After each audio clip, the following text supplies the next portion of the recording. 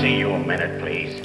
I'm a big fan of Marvel, so let me talk about it. My favorite superhero is Green and a Giant. Yeah, man, you guess it, the Hulk, you can call him Bruce Banner too. And he's got a short fuse, and he's really jacked too. But I think that he is cool, and I think Thor is awesome. But don't cross him or cause any problems. He'll smash you with the hammer, leave you in pieces. Unless you Thanos, and he'll take your head off, so you're no longer breathing. Thor is really strong, but he's far from a genius. If you need smarts, then go to Tony Stark, or you can go to Shuri, or you can go to Ironheart. If you need to light a match or get a fire started, you can call the coolest of the Fantastic Four. You know, the Human Torch. Who else, of course?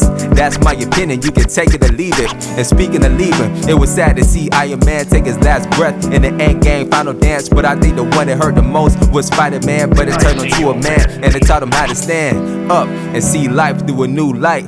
And he got a new suit that's really tight. When I say tight, I'm not even joking. About the way it fits, I mean that it's really dope. And he's cool, but I prefer Venom, no. He's dark, and he's really funny, so it makes sense that I like him more. And if they ever fought, he will win the war. Well, most likely, unless Spider-Man really has some help from Doctor Strange, or the people that he fought with in the Endgame, or the ones that vanished in Infinity War, or the ones that he fought against in Civil War. Well, that's enough about Spider-Man though. Let's talk about the widow they call Romanoff. Not very tall and sometimes blonde, but she really packs a punch, and she don't need much. Just 2 fists and maybe a gun.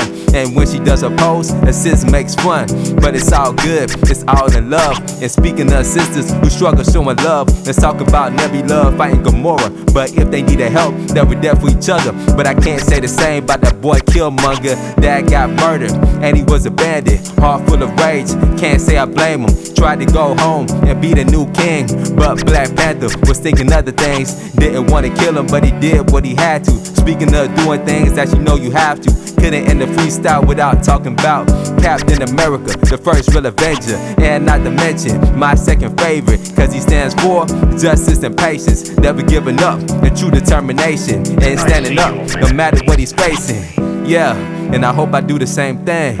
Be a leader that brings change, do something great before my last day. And like Stan Lee, leave a legacy. No longer here, so R.I.P. The same goes to Chadwick, honestly. We miss you both, but what y'all did will carry on now for centuries. One day, maybe I can join the team, write some songs for the big screen, and write a few scripts for a couple scenes. I don't really know, but I dream big, yeah. You know that I dream big. You know who it is, it's K-Rich. Yeah, it's K-Rich, the black sheep Marvel loving misfit.